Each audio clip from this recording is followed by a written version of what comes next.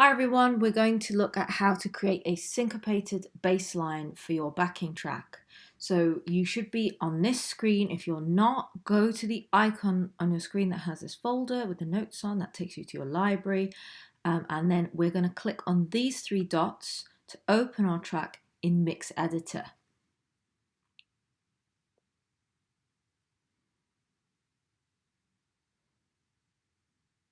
You should have something that looks a little bit like this. If you don't, go back and do the previous stage where you're creating your own drum beat.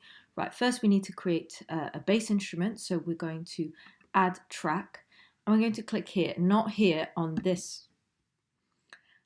And this should pop up. If it doesn't, just click this down here.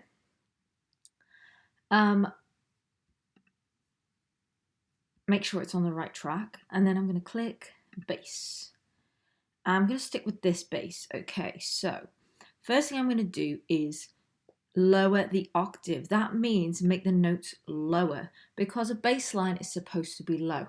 Okay, and then I'm going to use these four keys: W, Q, the comma, and the N. In normal musical notes, that's A, C, Q, and W. Okay.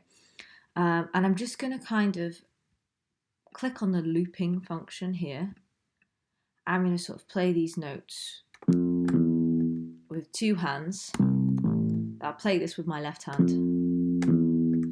And C, A, or comma N, depending on whether you want to use the piano notes or not. Okay, so let's just press play. And I've got my speed to 95, so it's quite slow. I'll turn my drums down a bit. Okay. My low octave.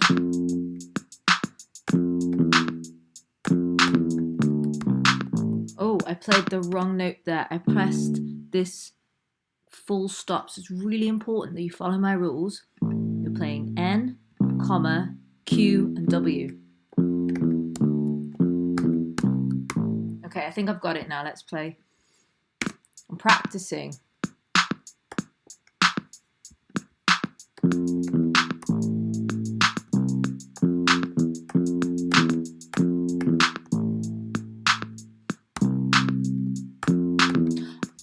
Okay, I'm much happier with that.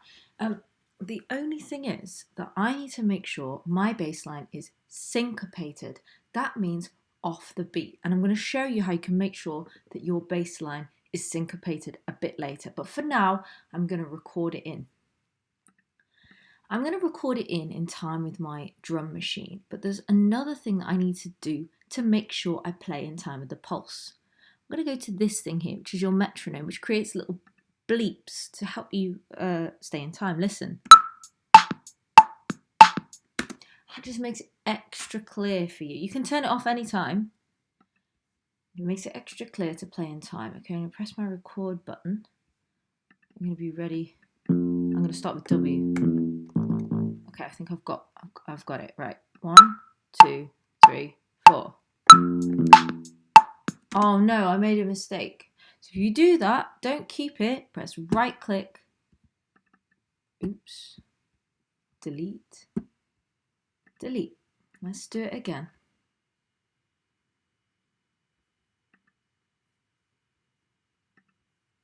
Back here. Okay.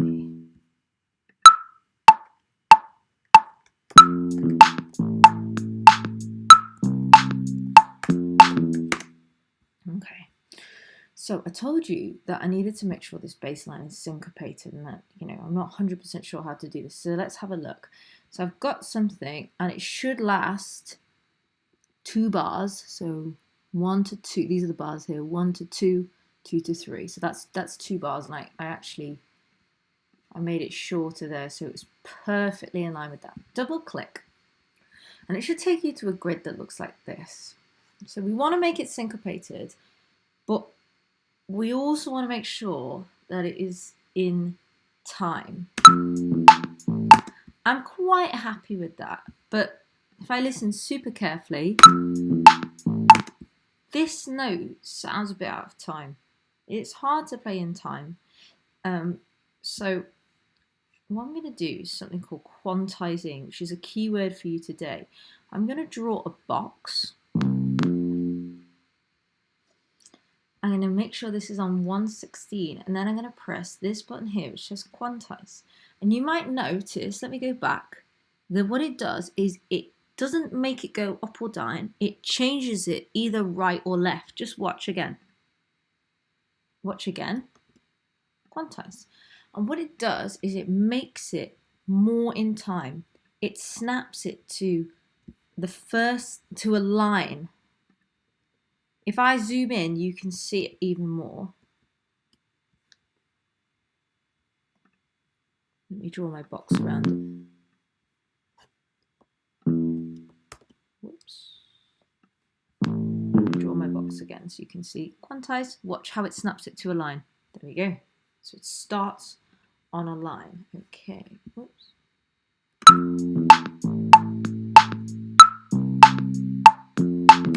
I think that sounds more in time and better. Sometimes quantizing doesn't work for you.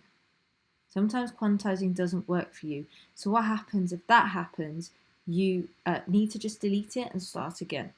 Or you can choose not to quantize it, or only quantize certain instruments. If you think, for example, if I thought this one was out of time, I might press quantize on that. Okay, so I'm quite happy with that now, and now I need to think about whether or not it's syncopated. And to check this, I have to zoom into here. So it should look at my screen 1, 1.2, 1.3, 1.4, and 2. That's what it should look like.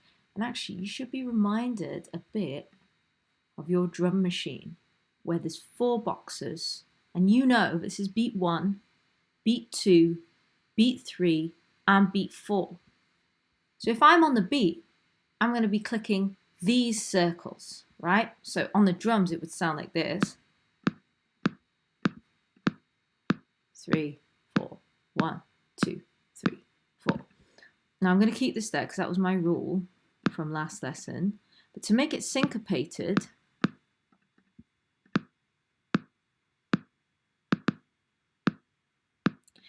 it starts sounding a little bit strange. It starts sounding like it's not fully on the beat. And then when I add my clap and my snare on beats 2 and 4, it makes a lot more sense.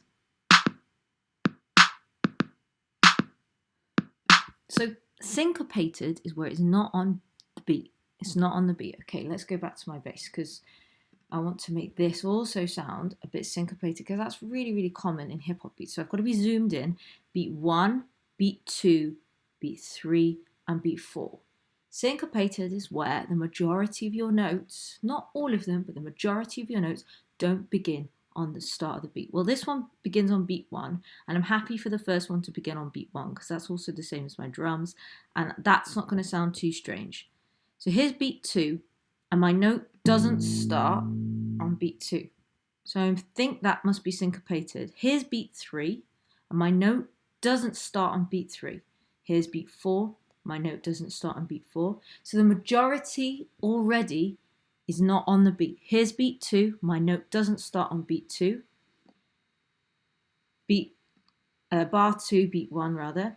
Here's bar 2, beat 2. No, and it's not. So that's a very syncopated bass line because none of my notes are starting on the beat. Now you might find 1 or 2 of your notes do start on the beat, like this one for me, and that's fine.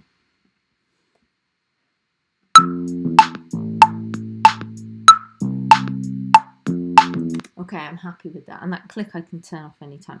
Right, now to make it sound really good, what I'm going to do is I'm going to add an additional bass instrument. And this time I'm going to I just want to make the bass sound bigger and maybe, I don't know, give it a slightly different sound as well. So this time I'm going to pick synth bass to see what I can find in there. These are different kinds of basses. Ooh, I might try this one because it says modern hip hop and that's the style that I'm trying to create. So first thing is I want to make it low.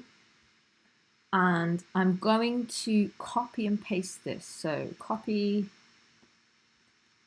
click on the new instrument, paste. Now I'm soloing it to hear what it sounds like. Oh, let me turn this click off because that sounds really... And I can't hear it at all.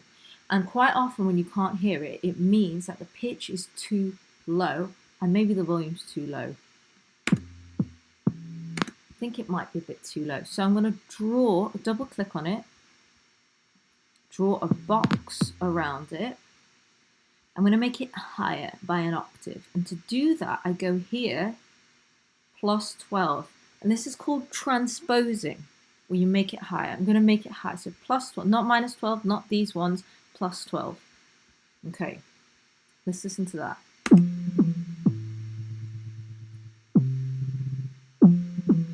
Now that's a very high bass line, okay? But I'm going to just experiment to see if that transpose, that higher bass line, sounds good with this one. So let's listen to both of them, solo them. Turn the volume down. One more time. Your bass line might not need transposing. It depends on the sound, and I recommend soloing it. So let's listen to all three parts together now.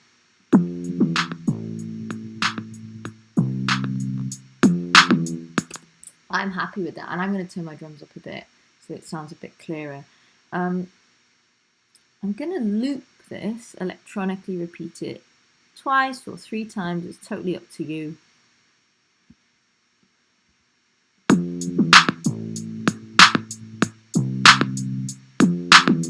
And there I have created my syncopated bass line.